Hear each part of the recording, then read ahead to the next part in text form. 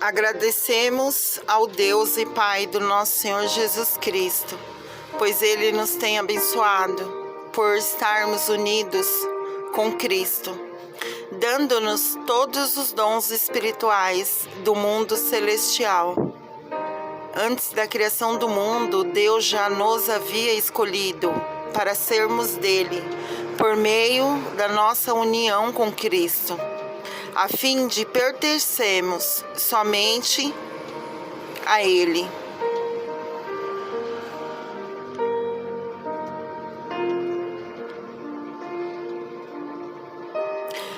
E nos apresentarmos diante dele sem culpa.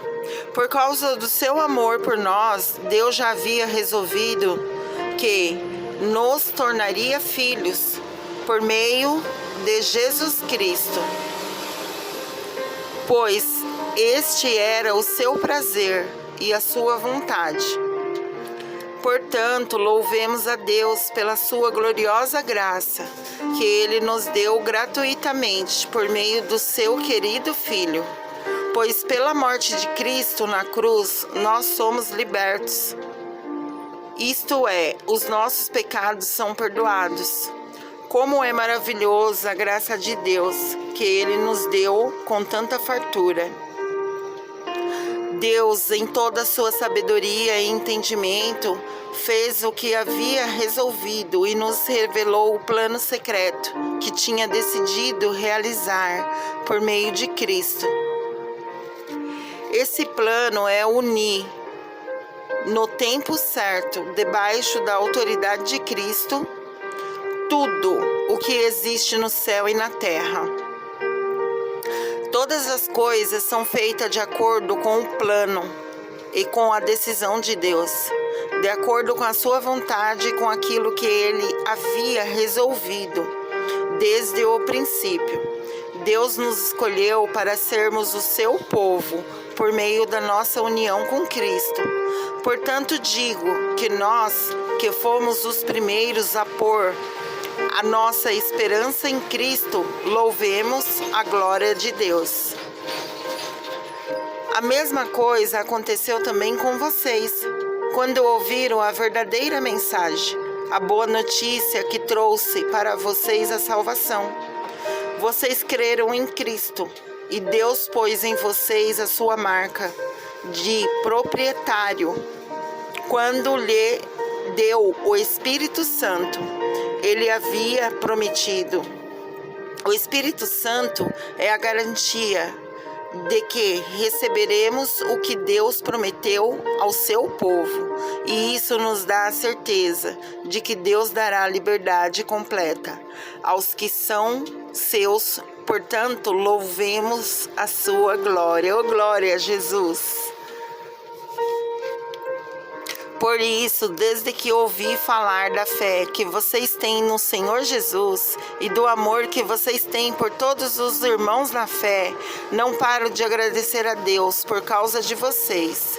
Eu sempre lembro de vocês nas minhas orações e peço ao Deus nosso Senhor Jesus Cristo, o Pai glorioso, dê a vocês o seu Espírito, e o Espírito que os tornará sábios e revelará Deus a vocês, para que assim vocês o conheçam como devem conhecer. Peço que Deus abra a mente de vocês para que vejam a luz dele e conheçam a esperança para a qual os chamou. E também para que saibam como são maravilhosas as bênçãos que Ele prometeu ao seu povo e como é grande o seu poder que age em nós, os que cremos nele.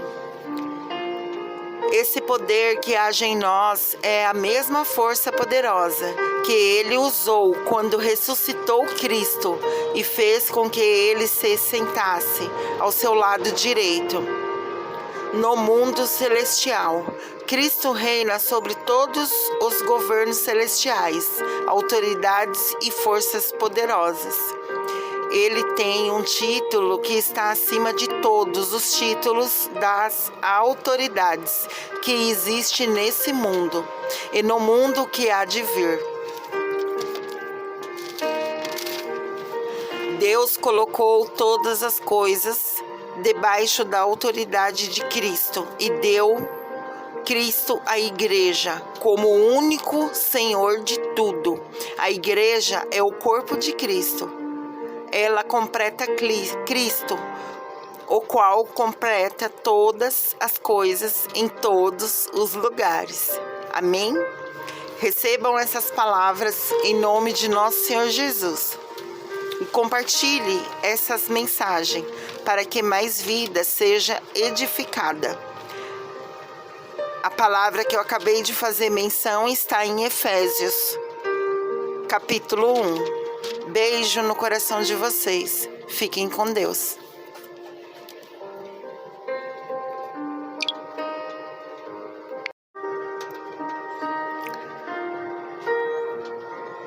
Jesus vive para sempre e o seu sacerdócio não passa para ninguém. E por isso, ele hoje e sempre salva as pessoas que vão a Deus por meio dele. Porque Jesus vive para sempre, a fim de pedir a Deus em favor delas. Por isso Jesus é o grande sacerdote de que necessitamos. Ele é perfeito e não tem nenhum pecado ou falha. Ele foi separado dos pecadores e elevado acima dos céus. Ele não é como os outros grandes sacerdotes. Não precisa oferecer sacrifício todos os dias. Primeiro pelos seus próprios pecados e depois pelos pecados do povo. Ele ofereceu um sacrifício uma vez por todas, quando se ofereceu a si mesmo. A lei de Moisés escolheu homens que são imperfeitos para serem grandes sacerdotes, mas pela promessa feita com juramento, a qual veio depois da lei de Moisés, Deus escolheu o Filho, que se tornou perfeito para sempre. Jesus, o grande sacerdócio da nova aliança. A coisa mais importante de tudo, o que estamos dizendo, tem a ver com o sacerdote que nós temos. Ele é o grande sacerdote que está sentado no céu, ao lado direito do trono de Deus, o Todo-Poderoso.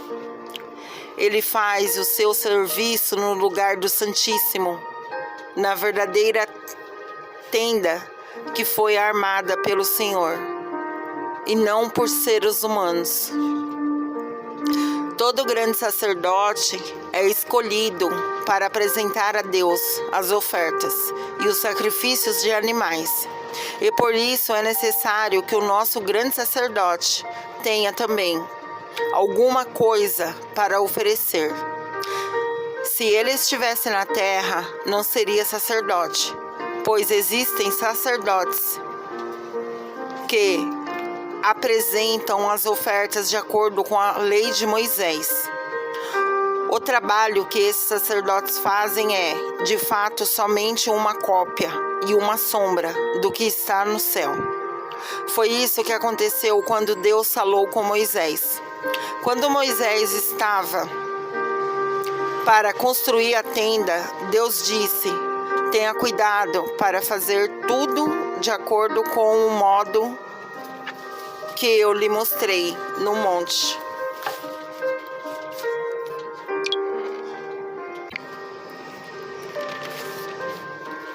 Mas, de fato, Jesus foi encarregado de um serviço sacerdotal, que é superior aos dos sacerdotes, pois a aliança que ele conseguiu é melhor porque ela se baseia em promessas de coisas melhores.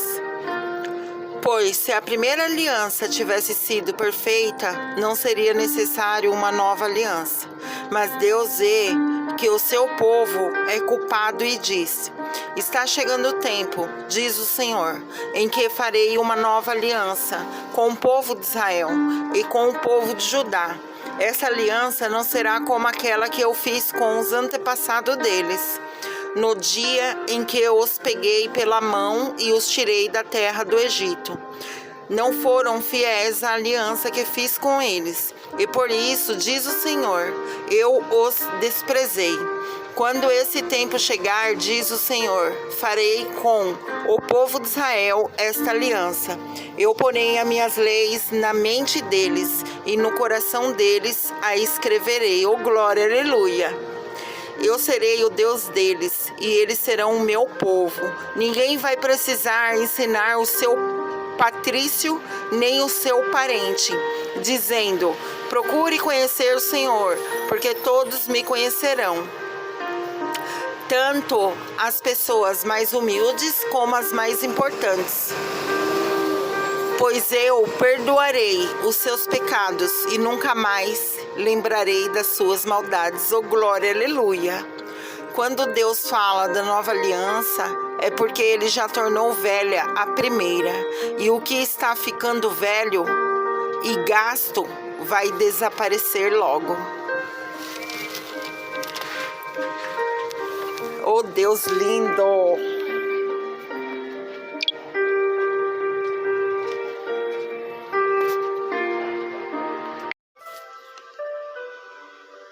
Louvado seja o Deus e Pai do nosso Senhor Jesus Cristo, o Pai bondoso, o Deus quem todos recebem ajuda. Ele nos auxilia em todas as nossas aflições, para podermos ajudar os que têm as mesmas aflições que nós temos. E nós damos aos outros a mesma ajuda que recebemos de Deus, porque assim como tomamos parte nos muitos sofrimentos de Cristo, assim também por meio dele participamos da sua grande ajuda. Se sofremos, é para que vocês recebam ajuda e salvação.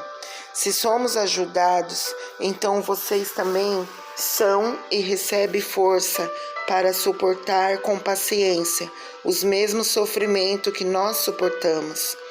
Desse modo, a esperança que temos em vocês está firme, pois sabemos que assim como vocês tomam parte nos nossos sofrimentos, assim também recebam a ajuda que Deus dá. Irmão, queremos que saibam das aflições pelas quais passamos na província da Ásia. Os sofrimentos que suportamos foram tão grandes e tão duros que já não tínhamos mais esperança de escapar de lá com vida. Nós nos sentíamos como condenados à morte, mas isso aconteceu para que aprendêssemos a confiar não em nós mesmos, e sim em Deus, que ressuscita os mortos. Ele nos salvou e continuará a nos salvar desses terríveis perigos da morte. Sim, nós temos posto nele a nossa esperança, na certeza de que ele continuará a nos salvar. Enquanto vocês nos ajudam orando por nós, assim Deus responderá às muitas orações feitas em nosso favor. Nos abençoará e muitos lhe agradecerão as bênçãos que ele nos dará. É disso que temos orgulho. A nossa consciência nos afirma que a nossa maneira de viver no mundo, e especialmente em relação a vocês, tem sido dirigida pela fraqueza e a sinceridade que Deus nos dá, e também pelo poder da sua graça, e não pela sabedoria humana, pois escrevemos a vocês somente o que vocês podem ler e entender. Agora vocês nos entendem só em parte, mas espero que cheguem a nos compreender completamente, para que no dia do nosso Senhor Jesus vocês tenham orgulho de nós, como nós temos de vocês. Eu estava tão certo de tudo isso, que no início fiz planos para ir visitar vocês, a fim de que vocês pudessem ser abençoados mais uma vez. De fato, eu estava pensando em visitá-los na minha ida para a província, da Macedônia e também na volta, a fim de conseguir ajuda para minha viagem à Judéia. Será que fui irresponsável quando resolvi fazer isso? Será que, ao fazer os meus planos, penso somente nos meus próprios interesses? E por isso digo isso, sim, sim, e não, não, ao mesmo tempo. Em nome de Deus, que é verdadeiro, o que prometi a vocês não foi um sim e um não, ao mesmo tempo. Pois Jesus Cristo, o Filho de Deus, que foi anunciado entre vocês por Silas, por Timóteo e por mim mesmo, não é sim e não, ao mesmo tempo. Pelo contrário, ele é o sim de Deus, porque é o sim de todas as promessas de Deus. Por isso, dizemos amém, por meio de Jesus Cristo, para a glória de Deus. Pois é o próprio Deus que nos dá a nós e a vocês a certeza de que estamos unidos com Cristo. E foi Deus quem nos separou para si mesmo. Como dono, Ele pôs a sua marca em nós e colocou no nosso coração o Espírito Santo, que é a garantia das coisas que Ele guarda para nós. Eu chamo Deus como minha testemunha. Ele conhece o meu coração, a fim de evitar aborrecimento para vocês. Resolvi não ir até Corinto. Não estamos querendo mandar na sua fé, pois vocês estão firmes na fé. Pelo contrário, queremos trabalhar com vocês para que vocês sejam mais felizes ainda. Recebam essas palavras em nome de nosso Senhor Jesus. Amém.